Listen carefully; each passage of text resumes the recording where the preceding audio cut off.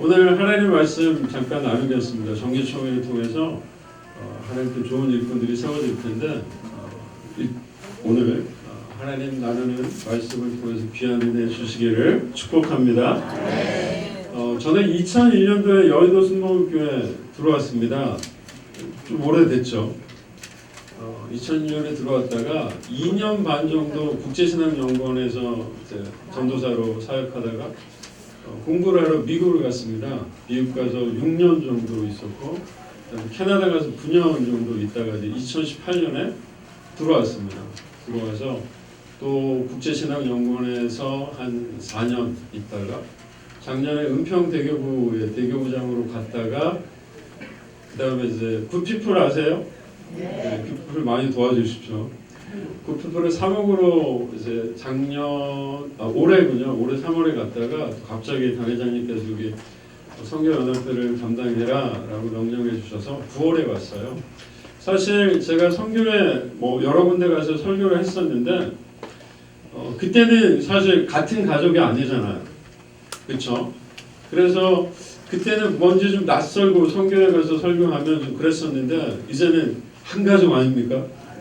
우리가 남이가 그렇죠. 한 가족이 돼서 선교회나 아니면 선교회 본부에 가서 설교하는 게 굉장히 좀 편해지더라고요. 참 사람이 마음을 먹게 달렸죠. 아마 여기 지금 사사업 미용 선교회도 제가 여기 담당 목사가 아니고 그냥 다른 데 있다고 왔으면 굉장히 막 떨렸을 텐데 한 가족이라는 마음이 들으니까 너무 좋고 또 귀한 자리에 이렇게 하나님 말씀 나누게 돼서 너무너무 좋다라는 그런 마음이 듭니다. 제가 캐나다에서 9년 있는 동안 한 8년 정도로 담임 목회를 했어요. 공부하는 가운데 담임 목회했었는데 이민교회를 담임하는 게 참 쉽지가 않았습니다.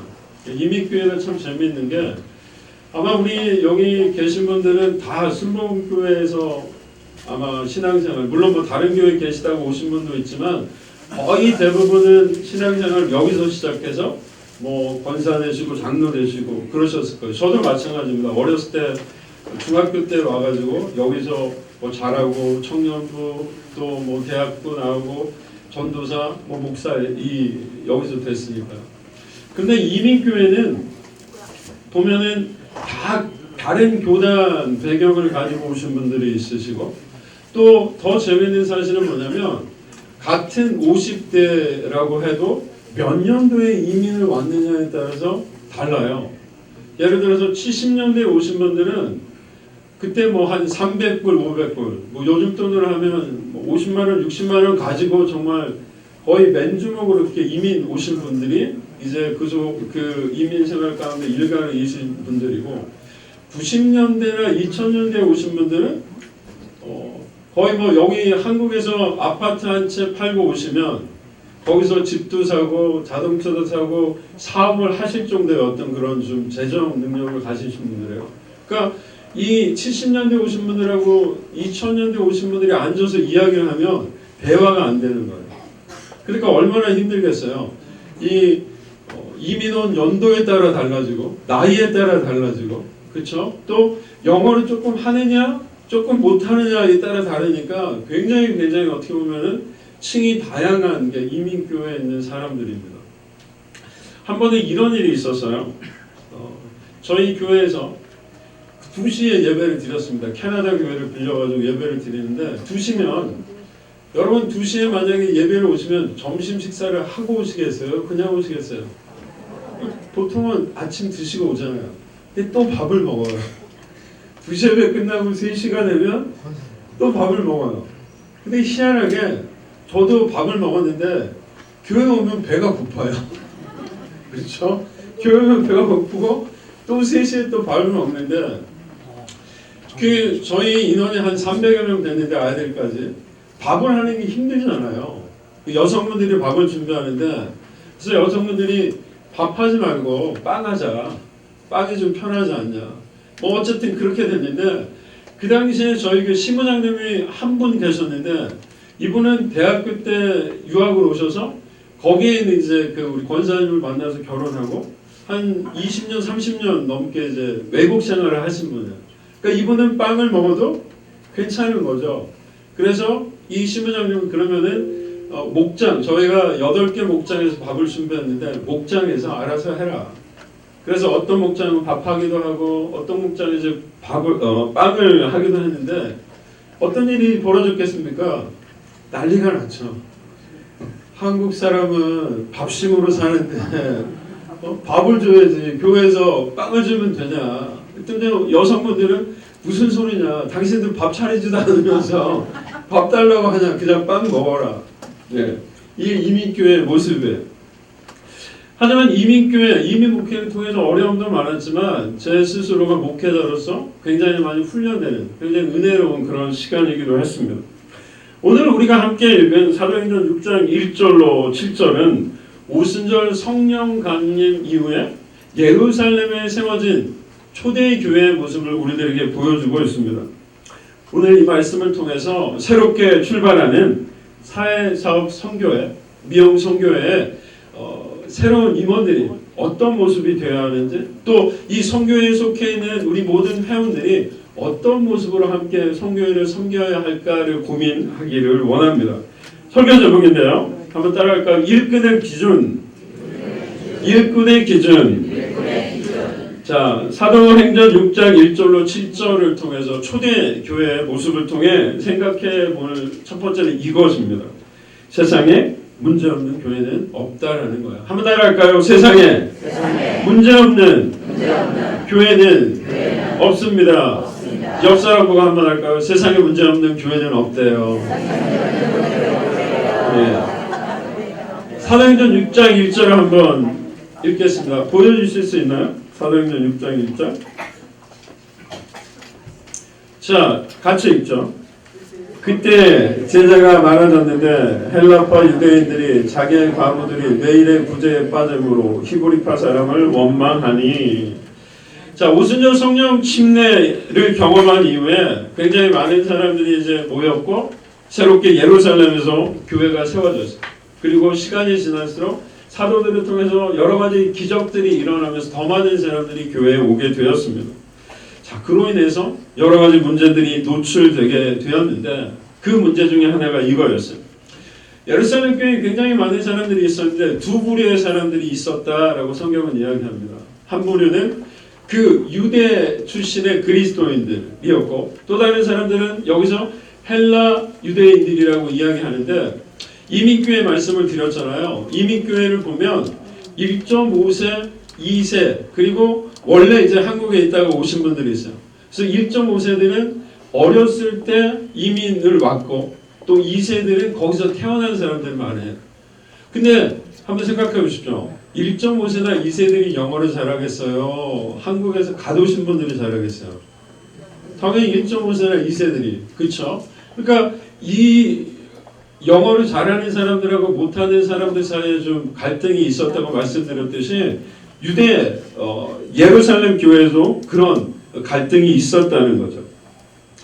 자, 제가 어렸을 때 들었던 이야기 중에 이런 게 있었습니다. 함경도 사람하고 경상도 사람이 길을 걸어가고 있었는데 기차를 봤어요. 근데 기차를 봤는데 이 두 사람이 기차를 처음 본 거예요. 경상도 사람 뭐라고 물어봤을까요? 저게 무식이고. 맞아요? 저는 경상도 말이에요. 저게 무식이고 했어요.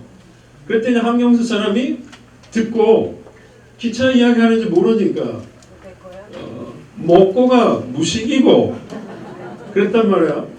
그러니까 먹고나 무식이고나 같은 말이잖아요. 그래서 두 사람이 무식이가 먹고 먹고가 무식이고 한참 이야기를 했다는 이야기를 들은 적이 있습니다. 언어가 다르다는 것은 생각이 다르다는 거죠. 또 생각이 다르다는 것은 행동이 다르다는 의미이기도 합니다. 예루살렘 교회에서 그렇게 유대파 사람들하고 헬라파 사람들이 있었는데 문제는 이제 이 헬라파 과부들을 구제하는 부분에서 문제가 있었던 거예요. 헬라파 유대인들은 특히 이 과부들은 외국에서 살다가 이제 말년을 고향인 예루살렘에서 보내겠다라고 생각하고 이제 온 사람들이었어요. 그런데 그 당시에는 지금하고 달리 남편이 죽고 나면 그 유산을 아들에게만 전적으로 다 상속을 하게 됐습니다. 한국은 요즘은 그렇지 않잖아요. 그렇기 때문에 외국에서 살다 들어온 헬라파 과부들은 교회가 도와주지 않으면 생활을 할 수가 없었던 거죠. 그런데 헬라파 사람들이 가만히 보니까 교회에서 구제를 하는데 자기들 헬라파 과부들보다 유대파 과부들을 더 잘해주는 것처럼 보였던 거예요. 그래서 갈등이 생기게 되었던 거죠. 이런 점에서 보면 교회 안의 문제는 오늘날에만 있었던 것은 아니었습니다. 교회는 이 땅에 태어날 때부터 문제를 안고 있었던 거죠. 교회에 문제가 있다는 사실을 보면서 우리는 가끔 당황스러울 때가 있습니다. 왜냐하면 사도 바울은 교회를 누구의 몸이라고 했기 때문이죠? 그리스도, 예수님의 몸이라고 말했기 때문입니다.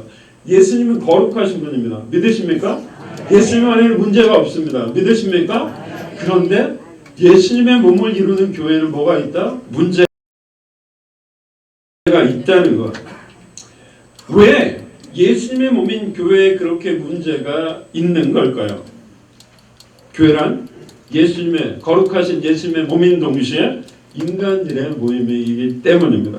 죄 많고 탈 많은 인간들이 모여있기 때문에 교회에는 문제가 있을 수밖에 없습니다. 그러나 교회에 문제가 있다는 것이 어떤 의미에서는 하나님의 은혜임을 기억하는 저와 여러분이 되기를 축복합니다. 교회는 문제로 인해 성장하고 성숙하기 때문입니다. 제게는 2명의 자녀가 있습니다. 한 명이 이제 대학을 졸업해서 드디어 졸업했어요. 그래서 이제 자기 사업을 시작을 했습니다. 그 말은 더 이상 제가 도와주지 않아도 된다는 말이고요. 둘째는 아들인데 아들은 지금 이제 대학을 올해 들어갔습니다. 두 아이들이 벌써 이제 18년 이상 이렇게 자랐는데 그 아이들이 자라는 모습을 봤을 때 안 아팠던 적이 한 번도 없습니다. 우리 장로님들, 권사님들, 집사님들, 회원 여러분, 자녀들 있으시죠? 자녀들이 클 때 한 번도 안 아팠던 자녀가 있나요? 없을 거예요. 없습니다. 제 아이들 건강해지기까지 폐렴에 걸리기도 하고 감기에 걸리기도 하고 변비에 걸리기도 하고 저희 딸이 처음 미국 갔을 때 변비에 걸려가지고 어떻게 할 수가 없는 거예요. 그래서 막 손으로 이렇게 그쵸? 다른 집 애였으면 못했을 텐데 딸이기 때문에 막 그렇게 했습니다. 다리가 부러지기도 하고 팔이 부러지기도 하고 그러면서 자랐습니다. 그런 병치레와 어려움들을 겪었기 때문에 지금 그 아이들이 건강한 성인이 되었습니다. 사랑하는 성도 여러분, 교회도 마찬가지입니다. 교회는 병원의 무균실이 결코 아닙니다. 세상에서 사는 사람들, 온갖 죄로 얼룩진 사람들, 병들고 아픈 사람들, 상처 있고 아픔 속에 있는 사람들, 그런 사람들이 오는 곳이 교회입니다. 그런 사람들이 이곳 교회에 와서 예수 그리스도를 통해 주의 용서를 받고 하나님의 병고침을 경험하고 하나님의 놀라운 은혜를 경험하게 되는 것이죠. 따라서 교회는 문제가 있을 수밖에 없습니다. 그 문제로 인해 우리는 우리 자신을 돌아보게 됩니다. 그 문제로 인해 우리는 더욱더 우리 주변에 있는 사람들을 알아가게 되고 이해하게 되죠. 그러나 문제로 인해 하나님이 교회에 주신 가장 큰 선물은 교회가 지금까지 어떤 일들을 해왔는가를 되돌아보는 시간과 기회를 준다는 사실입니다. 예루살렘 교회의 사도들은 갑자기 늘어난 성도들을 돌보느라고 정신이 없었습니다. 구제 사업을 하느라고 그렇게 정신이 없었던 거죠. 그러나 히브리파 사람들과 헬라파 사람들 사이에 갈등이 일어나자 지금 자신들이 하고 있는 활동, 지금까지 과거에 자신들이 어떤 활동들을 해왔는가를 되돌아보는 시간과 기회를 갖게 되었습니다. 그리고 지금 자신들이 무엇인가 하나님 앞에 우선순위가 잘못되었구나라는 사실을 깨닫게 되었죠. 지금 자신들은 구제 사업을 해야 될 것이 아니라 구제 사업은 누군가에게 맡겨두고 무엇을 해야 된다? 하나님의 말씀을 연구하고 하나님의 말씀을 전파하고 기도하는 일에 전무해야 한다라는 사실을 깨닫게 된 거죠. 그러기에 문제는 지금까지 우리의 활동을 되돌아보게 하는 시간을 줍니다. 문제는 지금까지 우리의 활동을 점검하는 기회를 줍니다. 문제는 지금까지 우리가 무엇을 가장 우선순위로 했었는가를 되돌아보는 시간을 주게 되죠. 그러기에 사랑하는 사회사업 미용송교회 회원 여러분, 이 선교에 문제가 있다면 그게 문제가 아니다라는 사실을 기억하기를 부탁드립니다. 문제가 문제야 라고 하지 마십시오. 문제는 하나님 주신 성숙의 기회입니다. 문제는 하나님 주신 성장의 기회입니다. 문제는 여러분의 활동을 지금까지 어떤 과거를 어떤 활동들을 했었는가를 점검하고 되돌아보는 하나님이 주신 기회이자 시간임을 늘 잊지 않고 기억하는 여러분이 되기를 축원합니다. 둘째, 교회는 좋은 일꾼을 세울 때 부흥합니다. 한번 따라하겠습니다. 교회는 좋은 일꾼을 세울 때 부흥합니다. 자, 한번 옆 사람 보고 한번 이야기할 거. 교회는 좋은 일꾼을 세울 때 부흥한대요. 믿으십니까? 아멘. 자, 헬라파 유대인들과 히브리파 유대인들의 갈등을 통해 예루살렘 교회의 사도들은 자신들이 무슨 일을 해야 하는가를 깨닫게 되었어요.